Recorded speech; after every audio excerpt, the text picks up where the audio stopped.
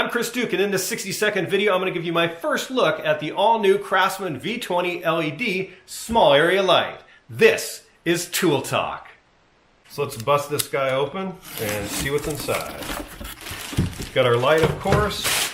This does not come with a V20 battery, so you're going to need one. The way that you mount this is right on the back side. You just slide it in. You can also plug it in to AC power right here. Now, as you can see, even with the battery, this rotates a full 360 degrees, and you can loosen it or lock it tight here on the side with that pivot nut. The on-off switch is right here up front. As you can see, it gets hella bright. It's got a rafter hook right here, so you can put this over a 2x4 and have it hook mounted into the wall. And there's a brass 1/4-20 tripod fitting, so you can mount this on a tripod. There's also a small brass fitting, mainly for their Versatility, so you can hang this on their Versatility system. So I know you guys are probably wondering now, okay Chris, it looks cool, it's got lots of features, but how bright is it? So here's the motor studio.